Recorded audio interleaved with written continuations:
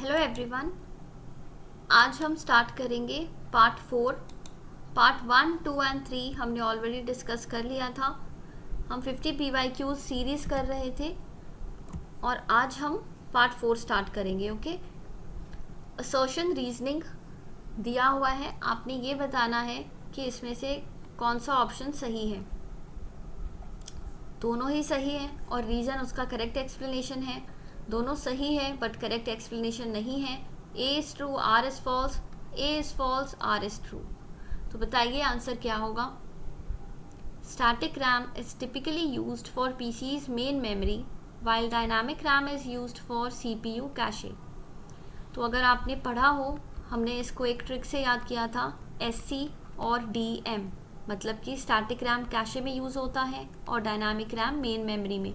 But इन्होंने यहाँ पे ऑपोजिट दिया हुआ है, इसलिए ये स्टेटमेंट गलत है। स्टैटिक रैम फास्ट है, एक्सपेंसिव है, ये बात बिल्कुल सही है। आपका आंसर हो जाएगा option number 4। Now let us study this in detail.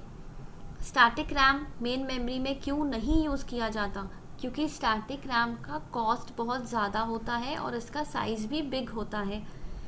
ज़्यादातर कंप्यूटर्स में डी रैम यूज़ किया जाता है क्योंकि ये ग्रेटर डेंसिटीज़ को सपोर्ट करता है और इसका कॉस्ट भी कम पड़ता है। तो इसीलिए हम मेन मेमोरी में डी रैम को यूज़ करते हैं और एस रैम को हम कैशे में यूज़ करते हैं। एस रैम डेटा ज़्यादा समय तक स्टोर करता है और डी रैम जो है वो कुछ मिली सेकेंड्स के लिए डेटा स्टोर करता है। एस रैम की स्पीड ज़्यादा है इसलिए एक्सपेंसिव भी है। ये चीप है डी रैम, इसलिए इसकी स्पीड कम है। एस रैम को रिफ़्रेशमेंट की ज़रूरत नहीं है but DRAM requires refreshment in order to retain the data. SRAM stores bit as voltage and DRAM stores bit as a charge. SRAM की storage capacity कम है, DRAM की storage capacity ज़्यादा है, इसीलिए इसे main memory में use करते हैं। S RAM stores data in a flip flop circuit but जो डी रैम है दिस रिक्वायर्स ट्रांजिस्टर्स, और यहाँ पे एक ट्रांजिस्टर या कम ट्रांजिस्टर्स यूज़ होते हैं। Okay, it requires less number of transistors per memory cell because capacitors and one transistor is needed to form a memory cell. Okay, इसीलिए तो इसकी डेंसिटी ज़्यादा है, ज़्यादा डेंसिटी स्टोर करते हैं और कॉस्ट भी कम है। यही रीज़न है कि इसे हम मेन मेमोरी में यूज़ करते हैं। ये बहुत इम्पॉर्टेंट है, यहाँ से क्वेश्चन स्टेटमेंट फॉर्म में भी आते हैं और आपको असर्शन रीजनिंग के फॉर्म में भी आपको क्वेश्चंस देखने को मिलेंगे। यहाँ पे इम्पॉर्टेंट पॉइंट्स कौन से हैं? स्पीड, कॉस्ट और स्टोरेज रिलेटेड, और यहाँ पे ये फ्लिप फ्लॉप वाला भी आपसे पूछ सकते हैं। Next question is Tina bought a 4 GB MP3 player. अगर हर एक सॉन्ग 3 मिनट लास्ट करेगा और उसे रिकॉर्ड किया जाता है 128 kilo bit per second, kilo bit, it is not kilo byte, per second, then how many songs can be stored? कितने song आप स्टोर करोगे 4 GB MP3 प्लेयर पे? अगर हर एक सॉन्ग 128 किलो बिट का है और हर एक सॉन्ग 3 मिनट का है तो आप कितने सॉन्ग स्टोर करोगे? Options are given here. सबसे पहले तो अगर आपने मैथ्स किया हो, बेसिक मैथ्स, तो हम क्या करते थे, मिनट्स और यहाँ पे सेकंड, तो हम सेम टर्म्स पे आएंगे। तो हम 3 मिनट्स को सेकंड्स में कन्वर्ट कर लेते हैं, तो 3 × 60, तो हमें सेकंड्स पता चल गए 180 सेकंड्स। तो अब सॉन्ग का साइज़ भी हम यहाँ से फाइंड कर सकते हैं। यहाँ पे ऑलरेडी गिवन है कि 128 किलो बिट्स और सेकंड्स हमें पता ही है 180, तो सॉन्ग का साइज़ क्या हो जाएगा 23040। Okay, you will get this. तो ये सॉन्ग साइज़ आ गया। अब हमें जीबी से हमें केबी पे आना है। तो अगर आपको हायरार्की पता हो, किलो बिट्स, उसके बाद किलो बाइट, MB, फिर GB, पर हमें उल्टा जाना है, ऐसे जाना है हमें। यस, अब आपको ये भी पता है कि 1 GB में कितनी MB होती है, 1024। यस, तो हम यहाँ पे अगर GB से MB जाएंगे तो 1024, MB से KB जाएंगे अगेन 1024। यस, अब बाइट से बिट पे जाएंगे तो हम 8 से ही मल्टीप्लाई करेंगे। Why? Because we know that 1 byte is equal to 8 bits, इसलिए हमने इंटू 8 किया। क्वेश्चन में क्या गिवन था 4 GB, तो हम इंटू 4 भी कर देंगे। बस अब इस सब को मल्टीप्लाई कर लो। अब आपका यहाँ पे आएगा 33, 55, 44, 32, but this is not your answer. इसको हम डिवाइड करेंगे किससे, सॉन्ग साइज से। कितना था 23040, डिवाइड करोगे आंसर आएगा 1456.35 समथिंग, पॉइंट डेसिमल को इग्नोर करो, 1456, option number D, this is your answer. इस तरह के क्वेश्चंस आते हैं, आप इसको खुद से सॉल्व करना, you will be able to solve. Question 3 है कि for the selection of samples in a research the snowball sampling method employs field workers, opinion leaders, surveyors या फिर रेफरल्स। तो स्नोबॉल सैम्पलिंग आपने पढ़ा होगा ज़रूर, ये नॉन प्रोबेबिलिटी सैम्पलिंग टेक्निक है। यहाँ पे एक रिसर्चर होता है जो हार्ड टू रीच पॉपुलेशन को स्टडी करना चाहता है, तो वो यहाँ पे रेफरल्स की हेल्प लेता है। जो फर्स्ट पर्सन के पास गया उसने रेफ़र किया कि सेकंड के पास जाओ, सेकंड ने थर्ड के पास भेज दिया, तो इस तरह से एक चेन बन गई और वो चेन एक्सपैंड होती गई। यस, तो इसे हम चेन सैम्पलिंग भी कहते हैं या फिर इसे हम नेटवर्क सैम्पलिंग भी कहते हैं, क्योंकि यहाँ पे एक नेटवर्क फॉर्म हो गया। Yes, so answer is D, referrals. Fourth question है, आपको मैच करना है, डेटा कलेक्शन मेथड दिया है और उसकी कैरेक्टरिस्टिक्स दी है। फर्स्ट आप देखो field observation, directly natural setting से मैच कर दो, ए का हो जाएगा 4। अब हम देखते हैं सी को, इंटेंसिव इंटरव्यूइंग। इंटेंसिव का मतलब क्या है, बहुत डिटेल में इंटरव्यू करना, और ये एक क्वालिटेटिव टेक्निक भी है। तो नॉन रैंडम वर्ड भी मिल गया, डिटेल्ड भी मिल गया, 2 कीवर्ड्स मिल गए। सी का हो गया 2, अब डी का 1 मैच करके देखते हैं। देखो इस तरह से आपने क्वेश्चंस करने हैं, जब आप ए और सी के बारे में श्योर हो, ए एंड सी, तो आप सीधा देखो कि डी का 1 दिया है कि क्या वो मैच हो रहा है या नहीं। तो केस स्टडी में क्या आ जाएगा, collects information from many data sources. क्योंकि आप केस स्टडी क्या करते हो, आप हर एक चीज़ को स्टडी कर रहे हो, तो आपको ऑब्वियसली वेरियस सोर्सेज से इंफॉर्मेशन चाहिए होगी। ओके, डी का 1 हो गया। अब बी का 3, focus group gathers preliminary information for a research project. तो बी का तो अपने आप ही मैच हो गया, बी का 3 से मैच हो गया। ये भी एक क्वालिटेटिव टेक्निक ही है, फोकस ग्रुप भी। So this way you have to solve.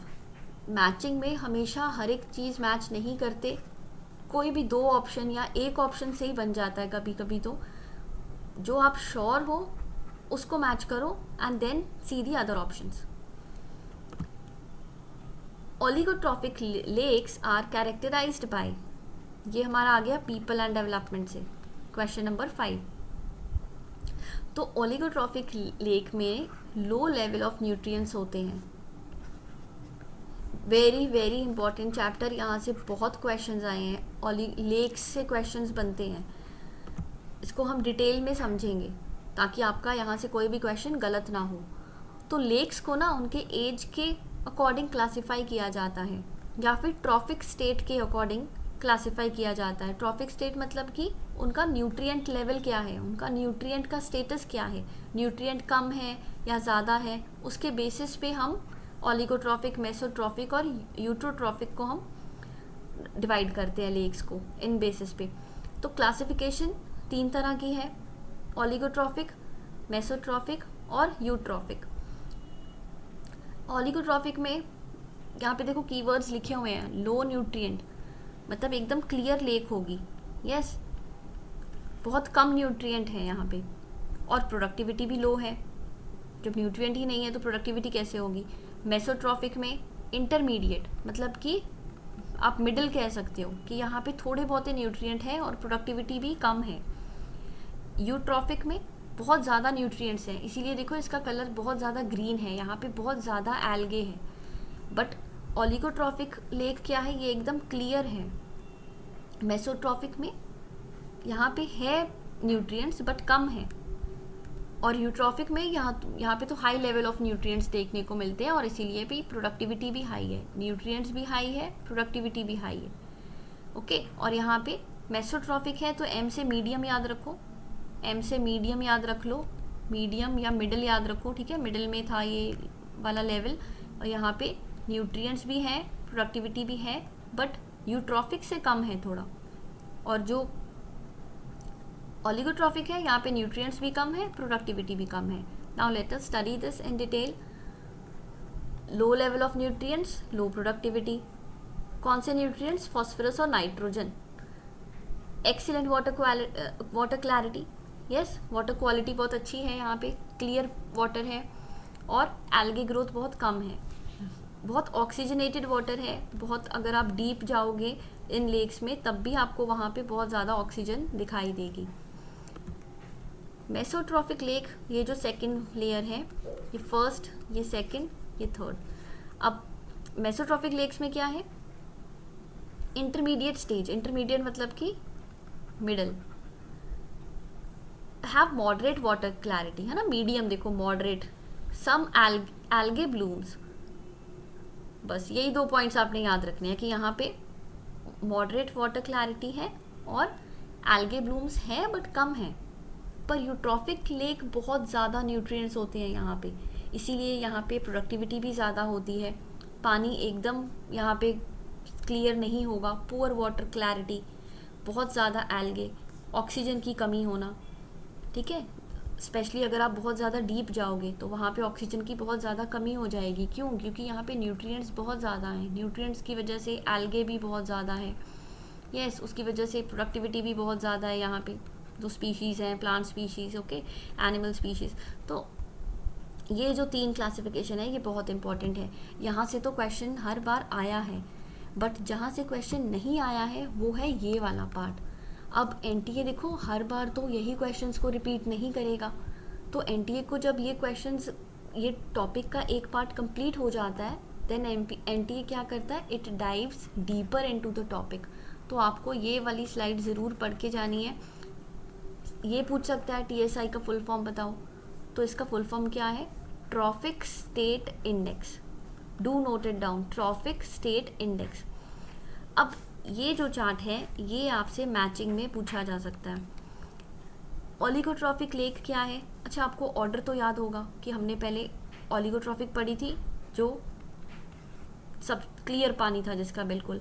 मेसोट्रॉफिक second में था जहाँ पे मॉडरेट एल्गे, मॉडरेट न्यूट्रिएंट्स। यूट्रॉफिक में बहुत ज़्यादा न्यूट्रिएंट्स, बहुत ज़्यादा प्रोडक्टिविटी, बहुत ज़्यादा एल्गे। तो उसी लेवल से ही यहाँ पे टीएसआई इनका बढ़ रहा है।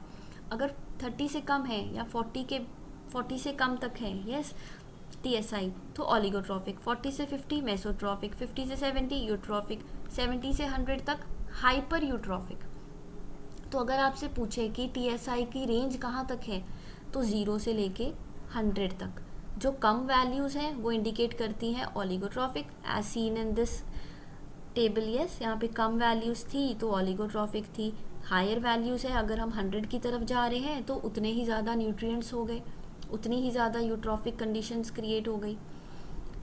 अब ये जो टीएसआई है ये बहुत पैरामीटर्स को कंसिडर करता है, जैसे कि कितना क्लोरोफिल कंसंट्रेशन है, या फिर एक सेकाई डिस्क डेथ, एसडीडी, ठीक है, सेकी डिस्क डेथ। अब ये क्या है, यहाँ पे ना एक देखो डिस्क की तरह, हम एक डिस्क को, ब्लैक एंड वाइट डिस्क होती है, उसको हम ऐसे पानी में लोअर डाउन करते हैं, और जिस लेवल पे ये डिस्क आपको दिखनी बंद हो जाए उसे ही हम एसडीडी कहते हैं। तो अब ये गहराई जितनी ज़्यादा होगी, मतलब अब सोचो आप ऐसे किसी डिस्क को पानी में फेंक रहे हो, अब जब आपको वो दिखनी बंद हो जाएगी, मान लो इतनी ज़्यादा हाइट पे आपको वो दिखनी, यहाँ पे दिखनी बंद हुई, ठीक है, तो ये क्या हुआ कि इसका मतलब है कि क्लियर वाटर है। मतलब अगर कि बहुत ज़्यादा डीप है तो इसका मतलब कि पानी क्लियर है, तभी तो आपको वो डिस्क ज़्यादा देर तक दिखाई दी। Got it? और अगर मान लो आपने उसको पानी में फेंका और वो यहीं पे दिखनी बंद हो गई, मान लो इस लेवल पे आपको वो डिस्क पानी में दिखाई नहीं दे रही है, इसका मतलब तो ये हुआ ना कि पानी बहुत गंदा है, और उसे हम कहते हैं मर्कियर वाटर, ठीक है, मतलब डर्टी वाटर। और यहाँ पे हायर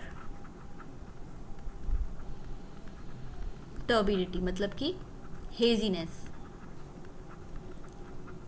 ओके और अगर बहुत डीप वो डिस्क आपको दिखाई दे रही है तो इसका मतलब पानी क्लियर है, इसीलिए तो आपको ज़्यादा डीप वो डिस्क दिखाई दी। तो वाटर क्लियर है और टर्बाइड भी कम है, ठीक है, टर्बिडिटी उसकी कम है, मतलब हेजीनेस कम है। So this is it. आपको ये याद रखना है कि TSI का फुल फॉर्म क्या है, उसकी रेंज क्या है, और ये वाला जो चार्ट है ये, और बस ये नेम याद रख लेना, सेकी डिस्क डेथ। ISA इंटरनेशनल सोलर अलायंस के हेडक्वार्टर्स कहाँ पे हैं? Answer is India. पढ़ लेते हैं इसके बारे में। ग्लोबल इनिशिएटिव था, सोलर एनर्जी को प्रमोट करना चाहते थे as a sustainable solution to climate change. कब लॉन्च हुआ था? 2015 में। इंडिया और फ्रांस ने मिलकर इसे लॉन्च किया था। कौन सी COP में? कॉन्फ्रेंस ऑफ पार्टीज 21 में। ये क्वेश्चन आ सकता है। COP 21 कहाँ पे हुई थी? पेरिस में। मेन एम क्या था इसका कि फॉसिल फ्यूल्स पे जो हम इतना आजकल डिपेंड हो गए हैं वो डिपेंडेंस को कम करना और सोलर एनर्जी को यूज़ करना। ये क्वेश्चन आया था कि कौन सी कंट्रीज़ इसे यूज़ करती हैं, इंटरनेशनल सोलर अलायंस को कौन सी कंट्रीज़ ने इसे साइन किया था? तो जो सनशाइन कंट्रीज़ थी, सूर्यपुत्र जिसे हम कहते हैं, sunshine countries, Tropic of Cancer और ट्रॉपिक ऑफ केप्रिकॉन के बीच जो कंट्रीज़ लाई करती थी, ट्रॉपिक ऑफ कैंसर और ट्रॉपिक ऑफ केप्रिकॉन के बीच जो कंट्रीज़ लाई करती थी, उन्होंने, मतलब कि मोर देन 120 कंट्रीज़ थी, उन्होंने साइन किया था। प्राइमरी ऑब्जेक्टिव क्या था? To work for the efficient consumption of solar energy, ताकि फॉसिल फ्यूल्स का डिपेंडेंस हम कम कर सकें। प्राइम मिनिस्टर नरेंद्र मोदी ने सबसे पहले इस इनिशिएटिव को प्रपोज किया था। कब? नवंबर 2015 में। सनशाइन कंट्रीज़ को सूर्यपुत्र कहते हैं, sons of the sun, yes. और ये एक इंटर गवर्नमेंटल ऑर्गेनाइजेशन है। हेडक्वार्टर्स कहाँ पे है इसके? गुरुग्राम हरियाणा, जो कि इंडिया में है। यहाँ से क्वेश्चन 2 बार आया है, रिपीट हुआ था यहाँ से क्वेश्चन कि इसका मिशन क्या है और इसका विजन क्या है। यहाँ पे ना स्टूडेंट्स कंफ्यूज हो जाते हैं। देखो, vision is a something broader, long term के लिए विजन आपका हमेशा ब्रॉड होगा और मिशन उससे पहले आता है। विजन आपका ब्रॉड होगा कि अल्टीमेट गोल क्या है। तो विजन क्या है? The sun shines brighter. और मिशन क्या है कि हर एक घर, ये मैटर नहीं करता कि वो कितनी दूर है, पर वहाँ लाइट होनी चाहिए। ओके, तो मिशन और विजन, इसे भी आप याद रखिएगा। यहाँ से सेम क्वेश्चन रिपीट हुआ था, बट उन्होंने क्या किया था, 2 स्टेटमेंट में ही दिया था, दोनों टाइम स्टेटमेंट में ही क्वेश्चन आया था। बट उन्होंने एक बार तो था कि शायद दोनों स्टेटमेंट्स गलत थे, और दूसरी बार जब दिया था तो दोनों स्टेटमेंट सही थे। इस तरह से था। सो डू रिमेंबर, अगर नहीं भी याद रहता तो आप ऐसे देख लो कि जो सबसे ज़्यादा जो घर की बात की गई है ना, दैट इज़ अ मिशन, कि हर घर में लाइट हो। ये हमारा मिशन था ISA का। पर सन शाइन्स ब्राइटर, तो ये हो गया हमारा vision. Find out the third common term between the 2 arithmetic progression series. अब इसको सॉल्व करने से पहले, अगर आपने ये नहीं किया है पहले कभी सॉल्व, तो आपको पता होगा इसका एक फॉर्मूला होता है A + n-1 × D। यहाँ पे D का मतलब क्या है? डिफरेंस कह लो, या हम इसको ट्राई करते हैं, इसको हम दूसरे वे से भी करना।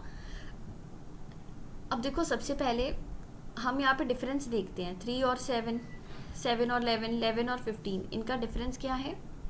मतलब अगर हम कॉमन डिफरेंस की बात करें, कॉमन डिफरेंस, तो आप देखोगे कि फर्स्ट सीरीज में तो 4 का डिफरेंस है, 3 से 7 तक, यस। अब जो सेकंड सीरीज है ये वाली, 1, 6, 11, 16, यहाँ पे कितने का डिफरेंस है? 5 का। दोनों का आप ले लो LCM, कितना आएगा?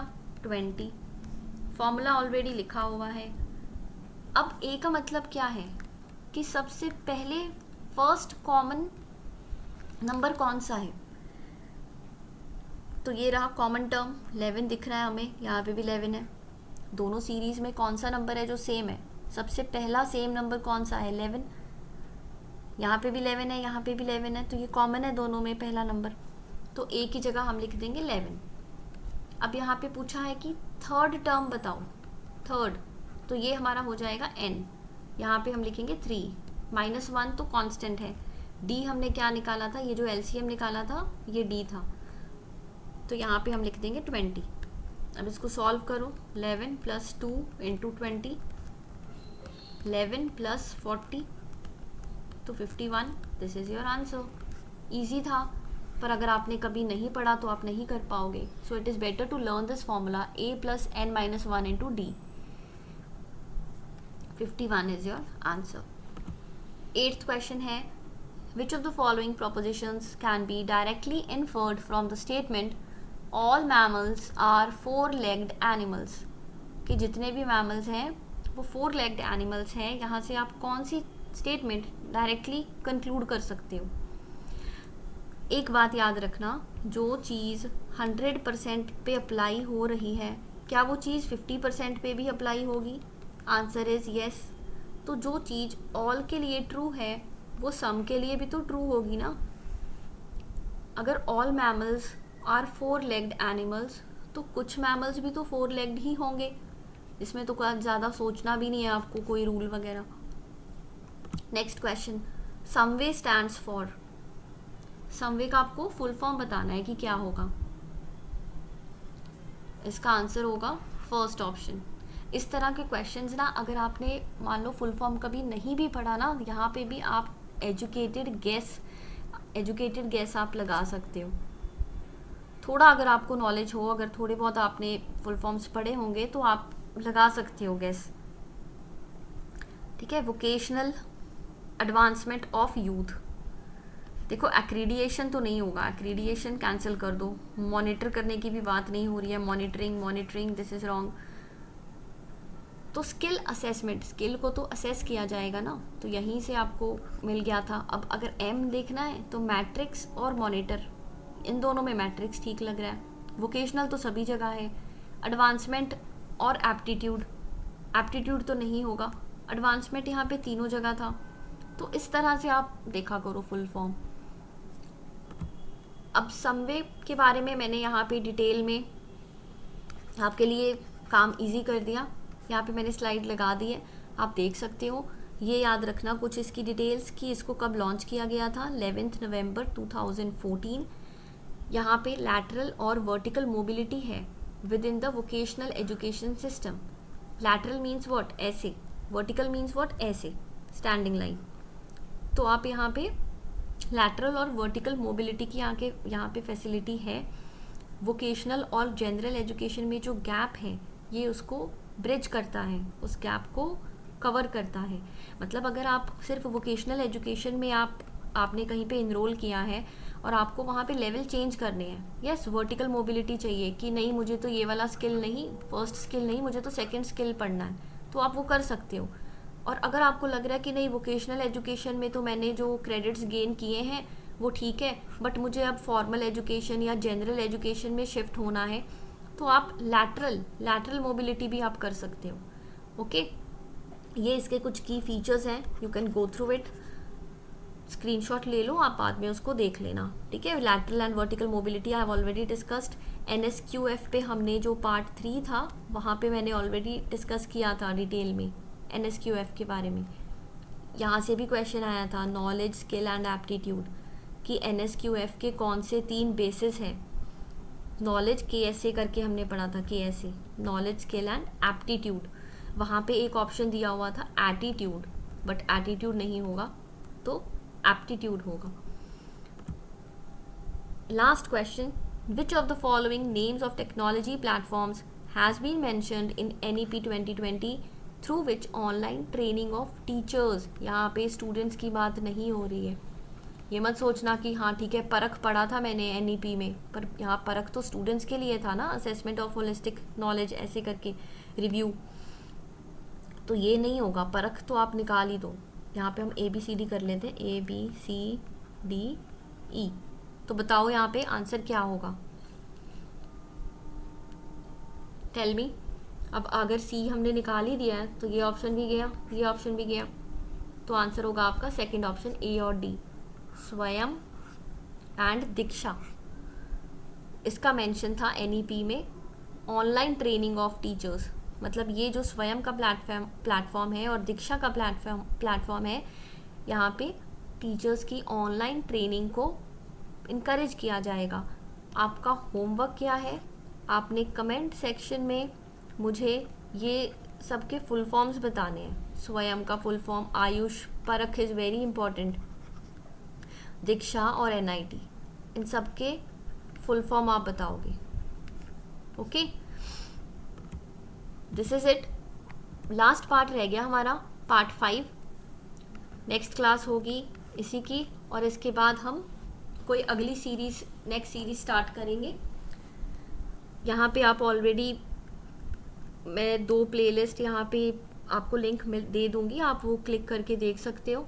और टेलीग्राम चैनल अगर आपने नहीं ज्वाइन किया तो आप ज्वाइन कर लो, वहाँ पे ऑलरेडी 850+ लर्नर्स हैं। एग्ज़ाम में ज़्यादा टाइम नहीं है, वहाँ पे डेली क्विज़ प्रैक्टिस भी होती है, पेपर 1 का भी और पेपर 2 कॉमर्स एंड मैनेजमेंट का भी। ओके, चैनल आप सर्च करोगे simply UGC net JRF success master Telegram पे, जहाँ पे 850+ सब्सक्राइबर्स होंगे, आप उसको ज्वाइन कर सकते हो। So if you like my video, do like, share and comment. See you again in the next video. Bye bye.